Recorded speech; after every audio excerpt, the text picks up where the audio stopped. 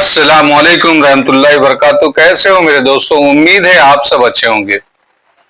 मोहम्मद शाह ख्वाजम, जो जलालुद्दीन ख्वाजम के बाप थे, पहली शिकस्त की जब खबर लोगों ने सुनी तो जो दौलतमंद लोग थे वहां से निकल करके वो मरो के शहर की तरफ निकल गए। बाद में जब धीरे धीरे पसपा होना शुरू किया, लोग सुनने लग गए कि तातारी मंगोल हर जगह पर कब्जा करते चले जा रहे हैं, तो जो गरीब मजदूर मजबूर लोग थे, कमजोर लोग थे, वो भी वहां से निकलना शुरू हो गए और सारे लोग सिर्फ मरो की तरफ जा रहे थे। ना उनके पास खाने के लिए बचा था। कहीं कहीं पर तातारी उनको रास्ते में मिल जाते, उनका कत्लेआम कर देते थे। उनकी खूबसूरत औरतें हों, बच्चियां हों, उठा ले जाते थे, उनके साथ वहशियाना सलूक करते थे, बेइज्जत करते थे और मर्दों को छोड़ते ही नहीं थे, कत्लेआम कर देते थे और खोपड़ियां लेकर के चले जाते थे। अब ये सारे लोग इकट्ठा होकर के वो सिर्फ शुमाल मशरिक से तातारियों के खौफ उन्हें जुनूब मगरिब की तरफ धकेल रहा था। रोजे अजल से लेकर अब तक दिन के वक्त सूरज और रात के वक्त तारों ने खुदा के जमीन पर अपनी आंखों से ऐसे मुजालिम न देखे थे।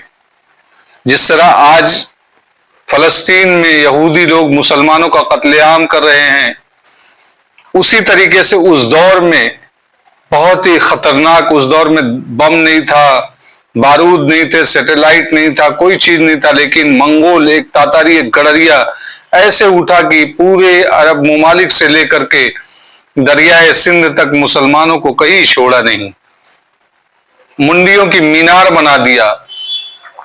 पनाह गजीनों को ज्यादातर तादाद मरो का रुख कर रही थी और ये वो शहर था जो 6 सदियां पेशतर तुर्किस्तान के फाते आजम कस्तीबा रज़ियल्लाहु बिन मुस्लिम बाहिल का मुस्तकर था, जहां सुल्तान संजर सल्जूकी की कब्र मौजूद थी। जलालुद्दीन की सरगर्मियों के बाद बेशतर पनाह गजीनों को मंगोलों के हाथों से बचकर मरो पहुंचने का मौका मिल गया।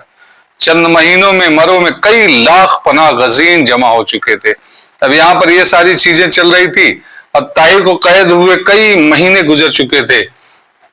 चंद हफ्ते आम बहुत मुश्किल रहे, लेकिन आहिस्ता आहिस्ता अवाम उनका जो हौसला उठाती थी। बाद में धीरे धीरे सबका जोश ठंडा हो गया।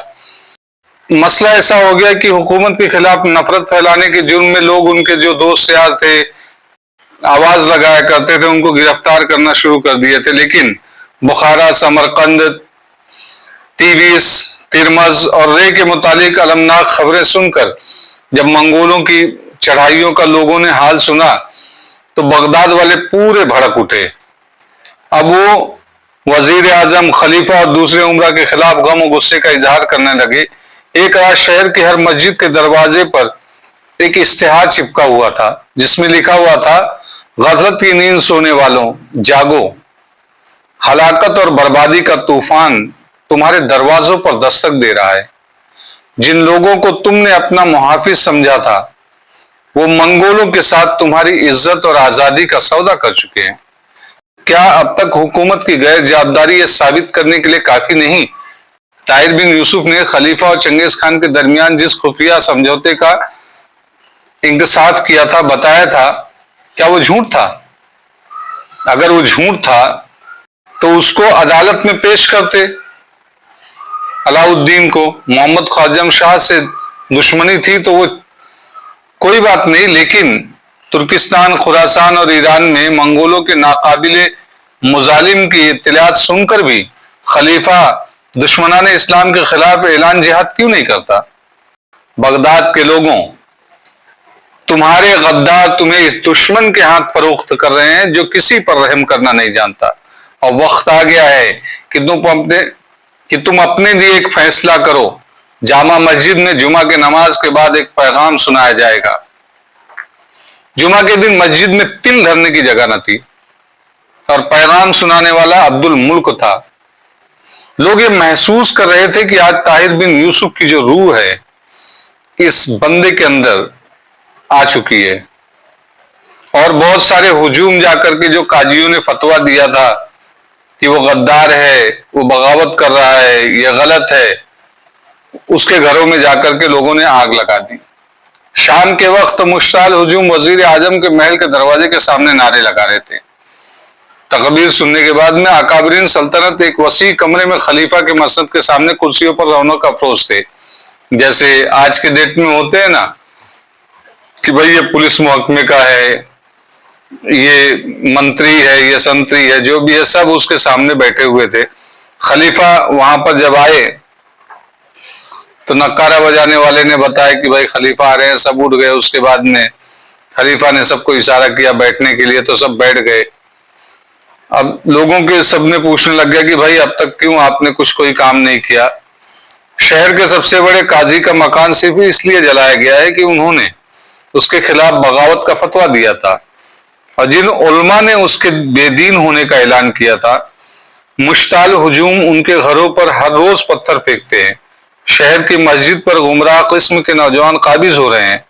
سرکار کے ایک ایک عہدیدار کو کوسا جا رہا ہے، ان کو طعنے دیا جا رہا ہے۔ کوتوال نے بتایا کہ عبدالعزیز اور عبدالملک کی کوششوں سے فوج کے کئی سپاہی اور افسر اس کے ساتھی ہیں باغیانہ سرگرمیوں کی حوصلہ افزائی کر رہے ہیں۔ خلیفہ نے تمام واقعات سننے کے بعد بے قراری سے پہلو بدلتے ہوئے کہا، باغیوں کی سرگرمیوں کے متعلق ہم بہت کچھ سن چکے ہیں، ہم یہ پوچھتے ہیں کہ تم لوگوں نے اب تک کیا کیا ہے، کتنے آدمی گرفتار کیے؟ کوتوال اور ناظم شہر اس سوال پر وزیر اعظم کی طرف دیکھنے لگے۔ وزیر اعظم نے اٹھ کر کہا، امیر المومنین کی اجازت سے میں اس سوال کا جواب دینا چاہتا ہوں۔ خلیفہ نے اس بات میں سر ہلا دیا اور وزیر اعظم نے کہا، لوگ اس بات سے زیادہ بدظن ہوئے ہیں کہ ہم نے طاہر پر مقدمہ چلائے بغیر اسے قید خانے میں ڈال دیا ہے۔ اس نے اپنی تقریروں میں حکومت پر سخت الزامات لگائے تھے، اگر اسے عدالت میں لایا جائے تو مجھے یقین ہے کہ وہ کسی الزام کا ثبوت نہیں دے سکے گا، اور رائے عامہ جو آج ہمارے خلاف ہے کل اس سے کہیں نہ کہیں زیادہ اس کے خلاف ہو جائے گی۔ ہم اگر آج اندھا دھند گرفتاریاں شروع کر دیں تو بغداد کے قید خانے بھر جائیں گے، لیکن باغیوں کی تعداد میں کمی نہیں ہوگی۔ اس کے علاوہ ترکستان کے مفتوحہ علاقوں پر تاتاریوں کے جو مظالم منگولوں کی داستانیں کسی سے پوشیدہ نہیں ہیں، چھپا نہیں ہے۔ جب اسلامی ممالک کے باشندوں کو پتہ چلے گا کہ بغداد کی عوام حکومت کو منگولوں تاتاریوں کے ساتھ ساز باز کرنے کا مجرم جانتی ہے، مانتی ہے، اور حکومت خود ہی عدالت میں اپنے نیک نیتی کا ثبوت دینے کی بجائے لوگوں پر سختی کر رہی ہے تو ان کی آواز دبانا چاہتی ہے، تو وہ یہ سوچنے میں حق بجانب ہوں گے کہ حکومت واقعی مجرم ہے۔ طاہر نے ممبر پر کھڑے ہو کر یہ اعلان کیا تھا کہ اس کے ساتھ جو نوکر یہاں سے روانہ ہوئے تھے ان کے منڈے ہوئے سروں پر سابق وزیر خارجہ اور حضرت امیر المومنین متظلل اعلیٰ کے دستخطوں سے ایسی تحریر لکھی ہوئی تھی جس میں تاتاریوں کو خارجم پر حملہ کرنے کی ترغیب دی گئی تھی، لیکن ہم آسانی سے ثابت کر سکتے ہیں کہ یہ ایک افسانہ ہے۔ وحید الدین اپنی پہلی سازش کے انکشاف کے بعد اچانک غائب ہو گیا تھا اور آج تک اس کا پتہ نہیں، اور طاہر یہاں سے وحید الدین کے غائب ہو جانے سے 1 یا 1.5 مہینے بعد قراقرم کی طرف روانہ ہوا تھا، اس لیے وہ یہ ثابت نہیں کر سکتا کہ اس کے ساتھی وحید الدین سے کوئی تحریری یا ہدایت لے کر گئے تھے، پیغام لے کر کے گئے تھے۔ اس کے علاوہ اس کے بیان کے مطابق وہ 3 آدمی مارے جا چکے ہیں اور ان کے سر خواجم شاہ کے پاس بھیجے گئے تھے، اس لیے وہ اس تحریر کے متعلق بھی کوئی ثبوت پیش نہیں کر سکتا۔ مجھے یقین ہے کہ اسے قاضی کے سامنے لایا جائے تو بغداد کا احمق ترین آدمی بھی اسے جھوٹا خیال کرے گا۔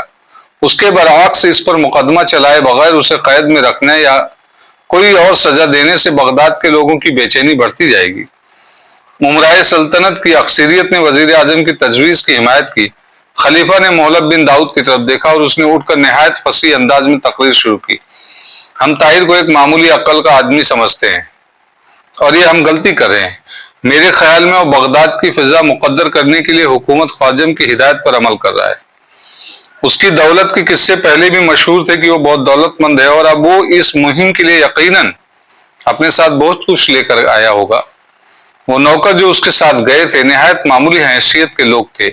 ممکن ہے کہ دولت کے لالچ سے وہ اس کے مقاصد کا اعلی کار بننے کے لیے تیار ہو گئے ہوں گے، اور یہ بھی ممکن ہے کہ وہ زندہ ہو اور طاہر نے انہیں بغداد کے کسی گوشے میں چھپا رکھا ہو اور ان کی موت کا قصہ اس لیے مشہور کیا ہو کہ ہم کو ان کی جستجو نہ کرے۔